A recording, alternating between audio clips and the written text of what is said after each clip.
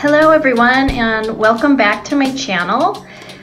This is the first interview, which I'm really excited to start with my friend Mody for the series Talks with Crystal Skulls.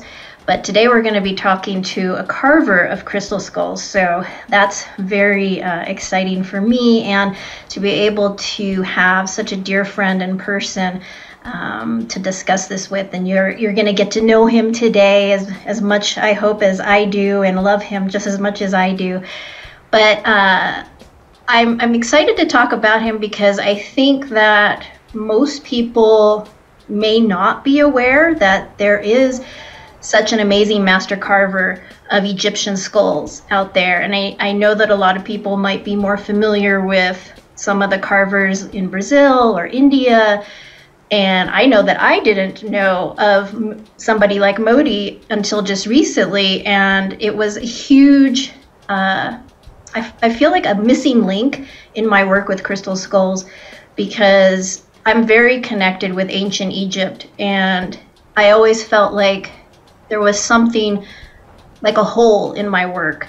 But when I met Mody and talked with him and got to actually hold one of his pieces and see his skulls and feel the energy, that felt like what I've been waiting for, and it felt like it ignited something for me in my work, taking it to another level. And so that's why I want to bring that forth to you, so you can experience, if you haven't already or don't know about Mody and his work, because I think it's what's needed in the world right now, in the collective, and the work that we're doing, the shifts that we're going through. So I'm really excited to make you aware of my friend. So Mody is the only Egyptian carver of alabaster and basalt skulls in the world. So that makes it pretty exciting that we get to speak with him. He is also an incredible healer, although currently is not working as a healer, but of course he's channeling that energy into the skulls, into the carvings that he does. He also creates dragons, other ancient Egyptian symbols that he carves, and all of that amazing knowledge and wisdom that he has is getting infused into his work.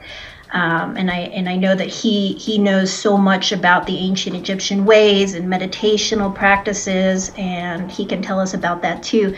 But briefly, I wanted to just tell you how he and I met, and then we'll get into talking to him, because I think it's kind of exciting.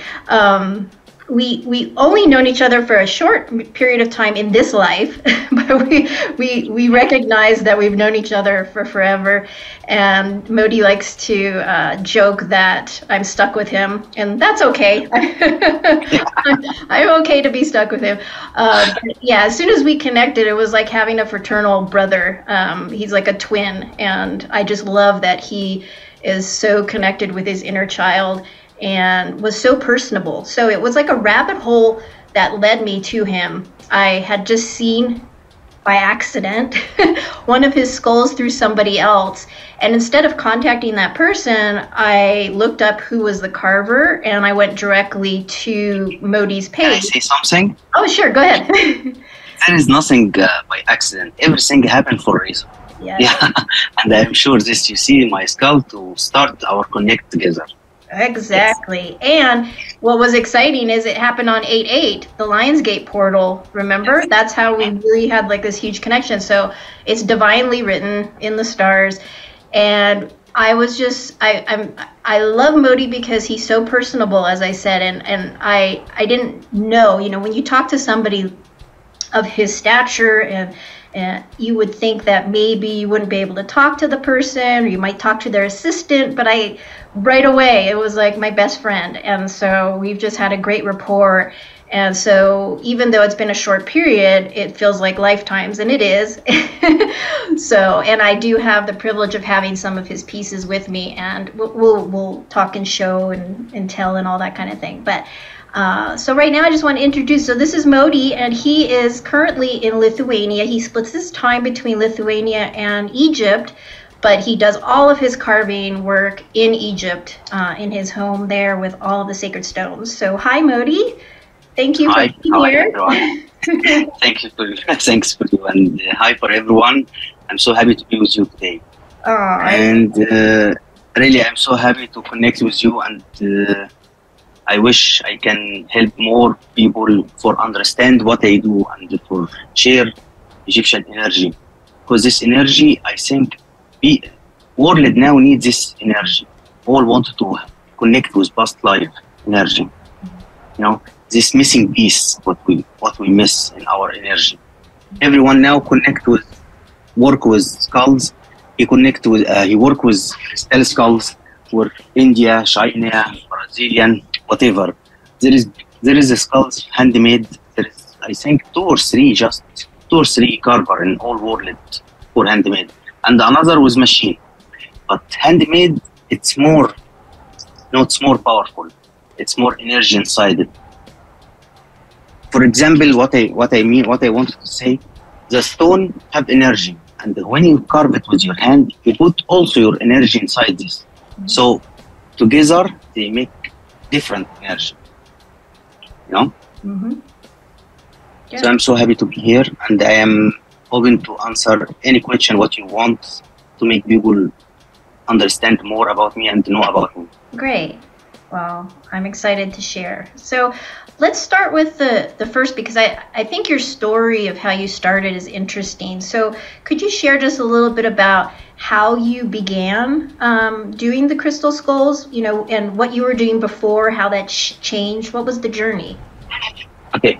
I finished my college. I am engineering in network.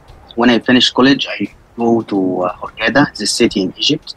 But I don't like to, you know, when I'm engineering in network, but I don't like to work in this. So I change career and I go to Hurghada. I open a shop for Egyptian stuff and alabaster and something like this. One day I meet one woman from Germany, and she come for me. This woman, she work with crystal skulls. She come for me and she said for me, do you know what's in crystal skulls? I say, no, I don't know. She say, okay, I want you to go with me in pyramids and I will give you one skull in your hand. I say, what's wrong with this? She say, please, just listen for me and do it. I say, okay. Before that, I was never know about any skulls, and I was never work with skulls or carve. So I go with her to Cairo and we go in pyramids. She give me one skull, and this skull, I sent it to you already. This one, it's in your way now. I was wanting to show it, but it's not with me now. So she give it for me, and I hold it in my hand, and I go inside pyramids. I feel something like, you know, my whole life change. I feel something like someone talk with me. Someone say for me, you must carve. I never carve before. So when I finish sitting inside pyramids, I go out. I find first piece. I find it in pyramids in floor. I take it and I go to carve it. I find myself carve a skull. How come? I don't know. This was my first step. How to connect with the skulls and how to carve the skulls. After that, I started to hear voices from them. After that, I started to connect with them. After that, I feel something like energy goes all through my body. They tell me what I can do. They tell me who will have them. If anyone talk with me right now and he ask about any skull, I say from the skull calling you, I know you will take it. Even you will take it today, tomorrow, but you will take it. So I know the skull will be with you. So I connect with my skulls very good, and I talk with them. They give me a lot of power, something like healing. I start also to write book for healing, for Egyptian way, for meditation. But I still not finish it. Okay. Not finish it. Yeah. So I start to carve with alabaster. First thing I do it with alabaster, the yellow alabaster, because there is very big difference between yellow alabaster and red, white, green. I will show you all. I have here a lot of stuff here. Okay. So the yellow alabaster, this yellow alabaster. Yellow alabaster, it's something like, you know, the power for The yellow alabaster is so soft. So soft. You can start with yellow if you want to work with alabaster. If you want to work with Egyptian energy. That's how I start work with skulls. So that's like the yellow alabaster is more gentle, like an easier way. Yes. When people are just it's like level 1. Mm-hmm. It's like level 1. If your power still not grow up, you can start with yellow alabaster. Okay, that's good to know. That's my story how I start work with the skulls. And you probably go ahead. Yeah, I see. Okay. You can see. I was gonna say your story is similar to I think people in general, because I think that a lot of people don't have connections with skulls, or they have a fear about skulls, or they connect it just with death. But what I'm seeing is all of a sudden, a lot of those people who have that kind of feeling are changing. And all of a sudden, they're attracted to the stones and the crystal skulls. So something's shifting, right? It seems yes, like it was like challenge for me to start this new career. It was like big challenge for me, and I already love challenge. I carve a lot of stuff just for a challenge. I carve the biggest skull in all world from alabaster, just to prove for myself I can do it. I also carve the biggest dragon in all world just to prove for myself I can do it. I love challenge. You know, challenge make you change your life, make you change your way. Mm-hmm. Is there so is basalt different or the same as alabaster? Is that just another name for it? It's very big difference. That's what I thought. Okay. Yeah, basalt very big different, very big different. Also, the basalt, there is many kind of basalt. There is black basalt, there is red, and there is green. There is also another kind of basalt, but so rare to find it. For example, this one, this gray. Okay, this is so rare to find it. So rare to find something basalt like this. And I carve for over 15 years now. I think this is the only piece I have it from this material. Mm-hmm. You know, it's so hard to find it and so rare to find it. And you find the pieces in sacred sites? Yes, I find it in secret places from tombs and from temple. Some pieces I find it with myself. Some pieces I buy it from people who search in temple and tomb. Yeah. For example, the moonstone, the white stone, the moonstone. This moonstone I buy it from a place from tomb from Giza next to pyramids. Mm-hmm.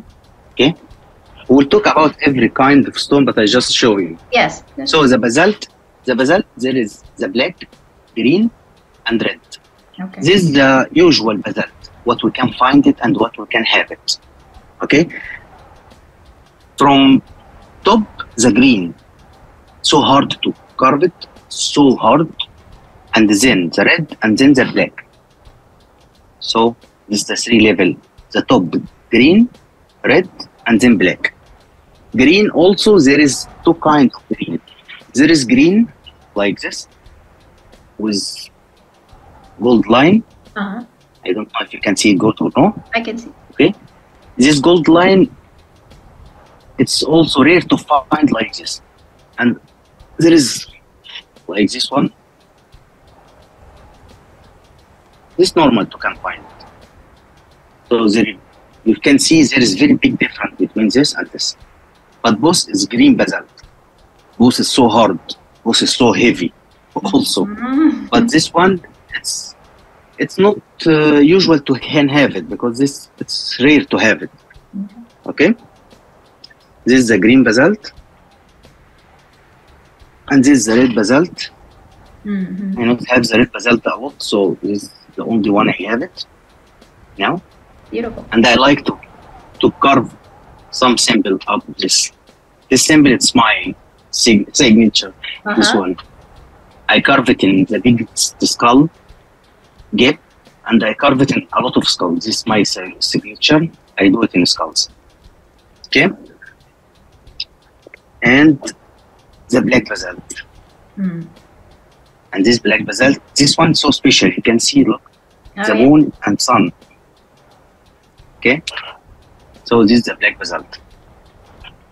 And so but this one, not black basalt from our earth. Mm. This stone not from our earth. Yeah, so it's like a meteorite. Yes. Mm-hmm. So you mentioned that the alabaster is kind of level 1. So what are the levels next after that with the basalt? After that, there is the white alabaster, but this what we call it marmar. Okay, this white alabaster. But there is a lot of kind of white alabaster. Okay. There is a lot of kind. Okay, there is something like this. You can see something like glass inside. In sun or light, it's make like glass. Okay. And there is something like this, what I showed before. Mm-hmm. Okay. And there is something about the special one, like this one. So heavy, this one. That one's moonstone, though, right? Yes, this moonstone. Okay. Moonstone, it's white alabaster. Oh, it's okay. Kind of white alabaster, but I say for you, it's levels. Okay. This is the high level in white alabaster. Okay. But this one, it's different, you understand? Mm-hmm. Different from white alabaster. I say for you, it's levels from energy and power. Oh, it's so heavy.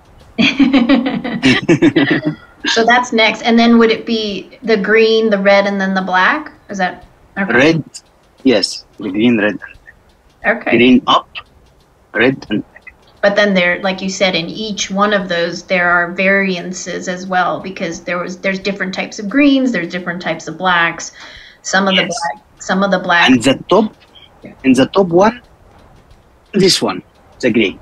Because we not have it. Because we not have it a lot. It's so hard to find something like this. It's so hard to find something like this. Also, there is this kind of red alabaster, but it's not red, it's like brown. You understand? This like brown. This we can have it so easy. That one's easier. Okay. But the most hard to find this gray. Say I carved for 15 years ago. I have just this one piece. In all my 15 years, I have just this one piece. I have also one piece more. I still not carve it, but I leave it for now. Not time to carve. And the black, so some of the black is not from this earth. Yes. Some of it is, right? Mm-hmm. Okay. The ones that have little specks of gold, I think, in it. Yeah, this so hard to find. Also, this one they have. I think I have one. But not here in another room. I can show it for you next time. It's okay. Or I can show mine. Yeah, you can show yours. You're right. Yeah. I'll get it in a little while. Yes, I'm very privileged to have some very special pieces from Mody. Yes, also you can show that, but you work hard. Well, I also have here this. Well, yeah. This black one does not have the gold, but this is a very special piece. So Mody's been with me. So some of you who are new here may not know much of my background, but for those of you who do, I had a very amazing soul family that was in rabbit form. She was my companion and she just passed, and Mody was actually very supportive throughout the entire time of her transition. And this piece he made specially for her, channeling her energy into the dragon so that I could have her with me always. And it's just so special. It's powerful but gentle, just like her. But this is one of the black pieces. This is not the one that he's talking about that has the gold specks, that's not of this earth. I do have another one, but I would have to go get it.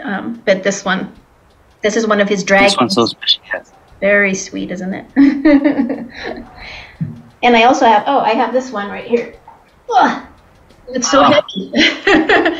Yes. So this one is a gray as well? This one also is a gray. Yeah. Yes. So look how special this one is, everybody. Yeah. This kind of the gray, I want to say for you something. The piece of stone, when you find it, okay, it be something like leveled inside. From inside, it's be more all darker. You understand? So the gray, it's one piece, but from here lighter and from here darker. All time. And when you be more down, it be more darker. Understand? Gorgeous. Well, this is a very special piece. The power energy, and you can see the Eye of Horus that he put into it for me, because he knows how connected I am with Horus. It's very powerful, but it's heavy. These guys are heavy. Oh, and I'll show. Oh, so this one, if I can pick her up, hang on. Oh my gosh! No, it's not Signet because I can't pick her up, but this one's mine. So this one is one of the green, but look at the amazing carving. And oh my God, the energy is out of this world.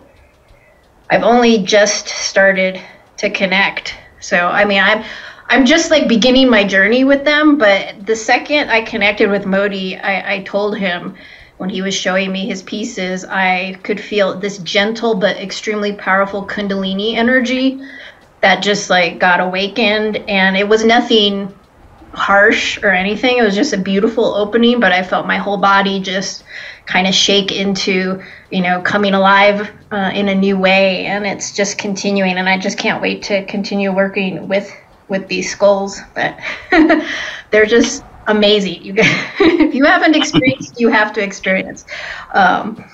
So I want to ask a few more things. So how many, I know you told me, but I want everyone to know, how many carvings have you done so far of skulls and dragons? Skulls, I carved more than 4,000 or 5,000. Wow. Skulls in all my life. That's amazing. Because when did you start? From 15 years ago. Last time when I was in Egypt from 3 weeks ago, I carved 55 skulls. Wow. 55 skulls. I think how many skulls I carved for you last time? I have 5. The gray one? 5 from the last. The gray one. Yes. Yeah, the gray one from the last. Well, 3 skulls and 2 dragons, yes. Mm-hmm. Yeah, but the green it was from before, but the gray from the last one. Yeah. Yes. Yeah, he was just there, and you were only there for a couple of weeks, right? Yes. Yeah, and he did exactly 18 days. Yeah, he works morning to night, just carving away. And it was amazing. When I be in Egypt, I sleep in day 3 or 4 hours. Who needs sleep when you have all this great energy from the skulls? Yeah, I can imagine. So, when you started this carving, did the people around you think did they think you were crazy, you know, to all of a sudden do it, or did you find people supportive right away with the change in your career? You know, when in all world, when you be different from who around you, they think you are crazy. Different is crazy. But when people know what you do and they understand, the open mind, the open heart for this energy, they can accept.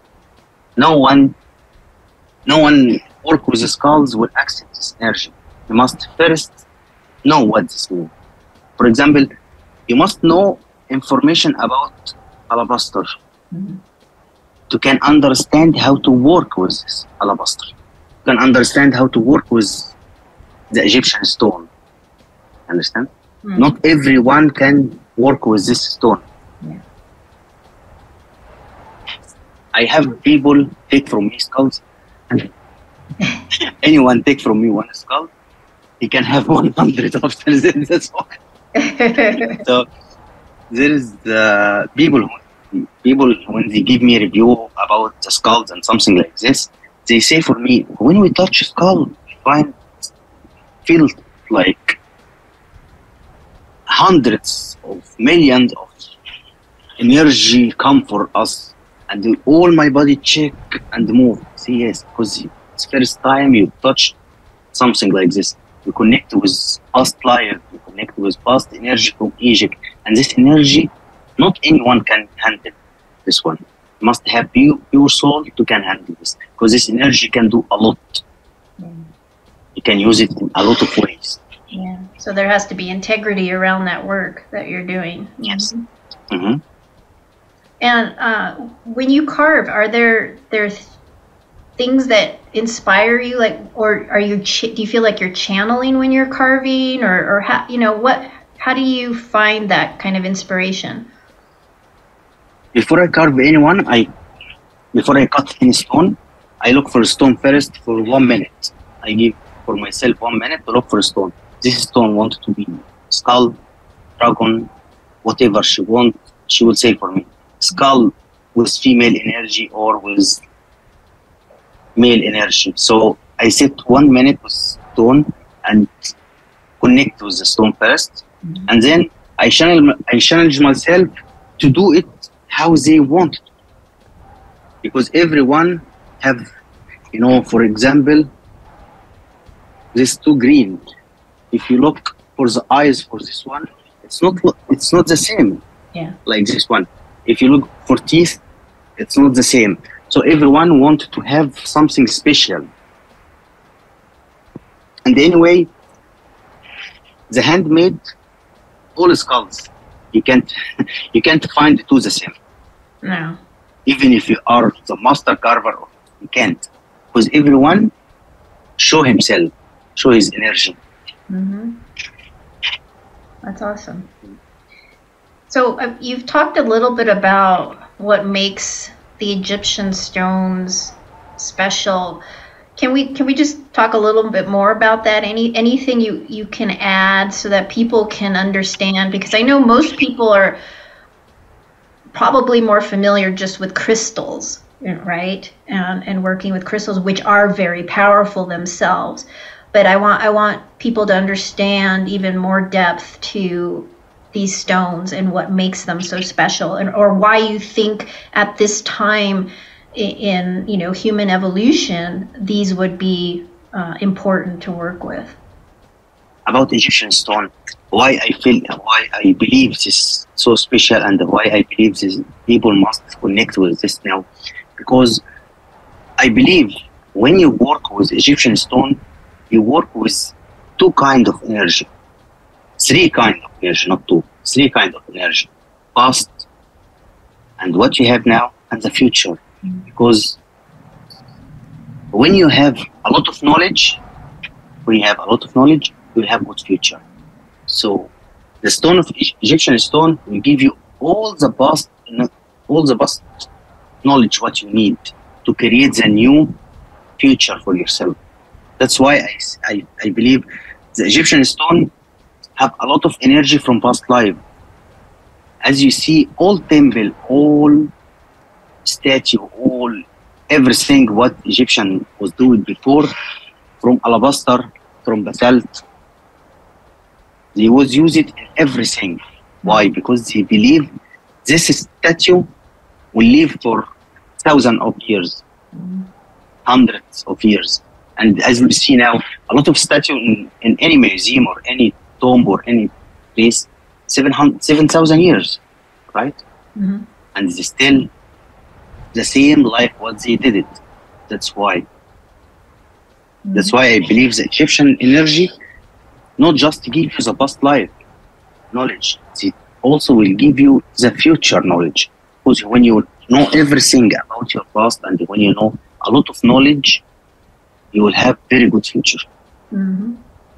So there's a wholeness about them. They really bring all of your parts together in a way. Yes.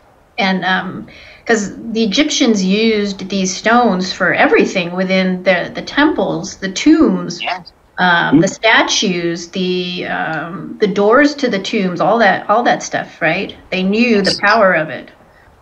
Mm-hmm. And they used a lot of their energy work into it as well on top of that. So these stones have the actual work from those ancient peoples added to the stones, correct? If you remember when we started to talk about the levels, okay, I say for you the top is the green. Mm-hmm. Okay? If you can look in most of the tomb, 90% or 95%, all doors for tomb from green basalt. because the green basalt has the full protection, full energy for protection. Yeah. Like the heavy girl I was trying to like this. Yes. And this isn't even the biggest one. I can't even get the other one because she's so heavy. The other one is like this much bigger. The other one's Sekhmet. Exactly. I think the other one 12 kilogram.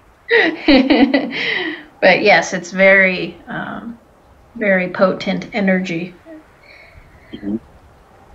So, have you noticed from the beginning, 15 years ago to now, has your work changed? Not just within how the carvings look, but do you notice maybe the energy shifting, or that you're adding something new into your work, or I don't know, or the stones that you're finding are holding a different energy? Anything that you're every day I feel new energy. Every day I feel more connected with skulls. Every day I can feel what the skulls want. Every day I can feel what a stone wanted to be. Because before I was just to carve skulls and I like it. That's why I carve it a lot. But now, before I do anything, I said for you before, I said 1 minute, because every day from this 15 years make me have new thing to learn. I learned a lot from this stone. I learned a lot. I learned how to help people. I learned how to help, make healing for animals also. Mm-hmm. So I use it in a lot of stuff. Also, I create something like this music. This music. Okay. This healing with music. That's a new piece for you, right? Yes. This I carved it last time when I was in Egypt. It's beautiful. Yes. You take one from my friend, so I say, why not carve it? Yes, I have one he found for me from a friend. Yes. And then he got inspiration. Yes.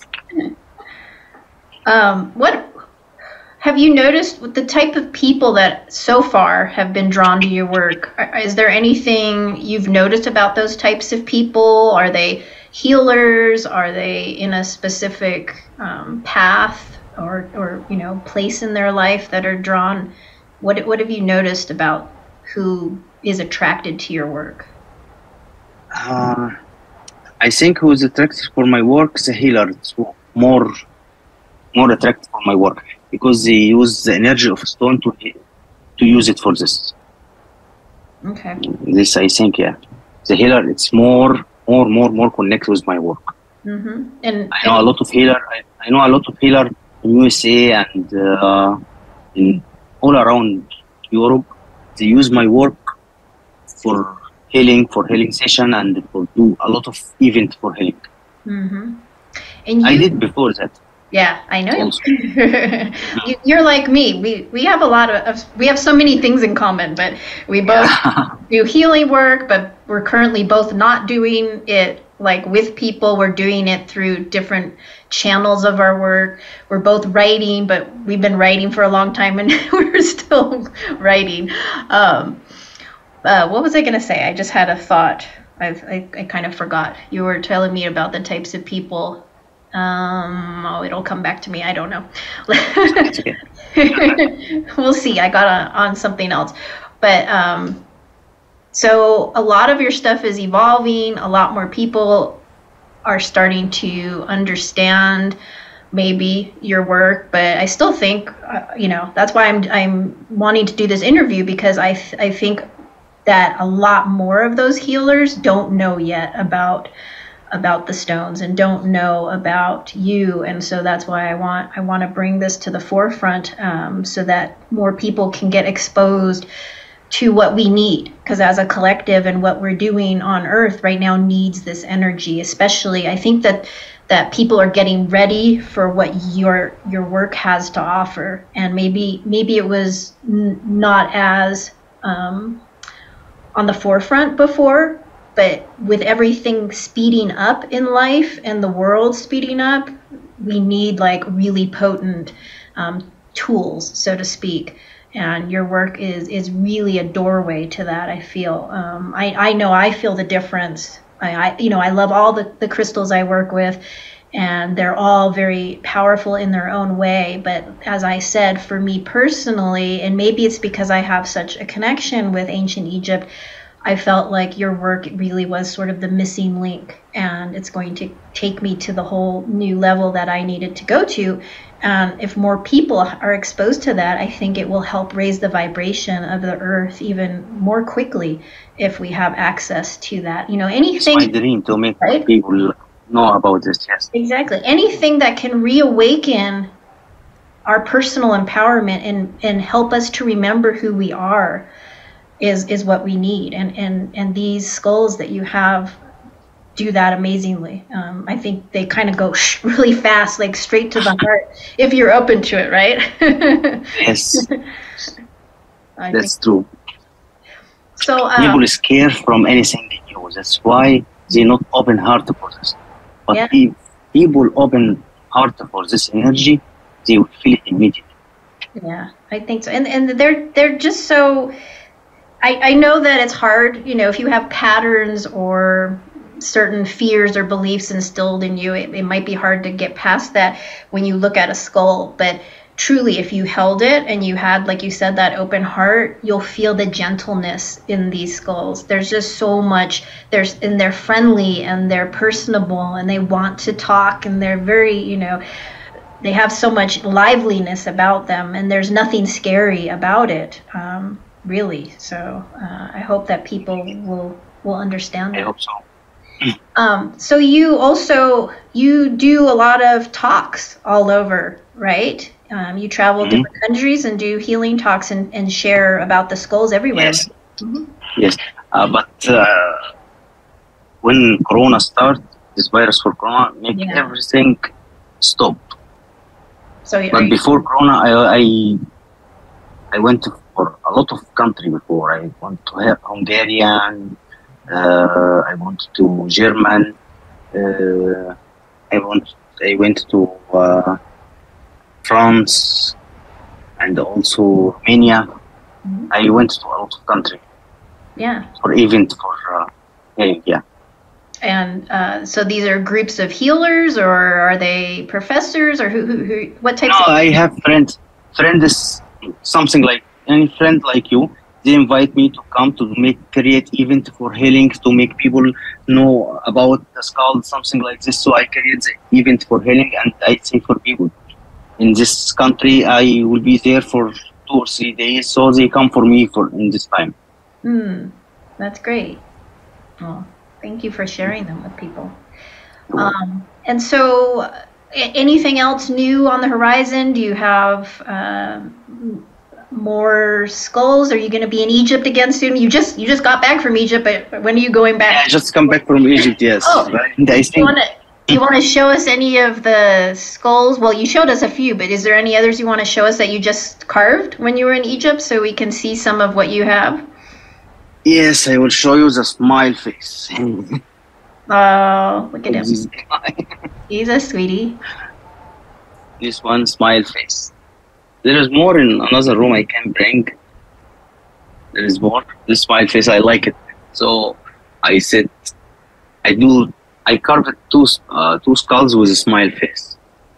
I was so sad in one day because it was so hot. So I say, no, I will take this energy out and I will carve a smile face today.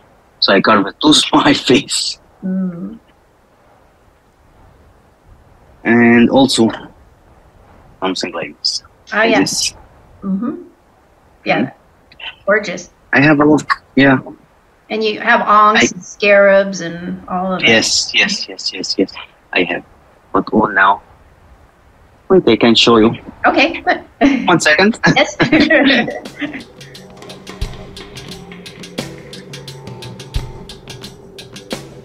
Also goddess. I forgot.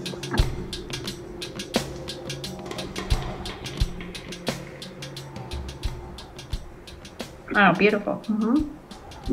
This ankh. This is the goddess from white poster. And this is a black. This is the only one black I carved from goddess.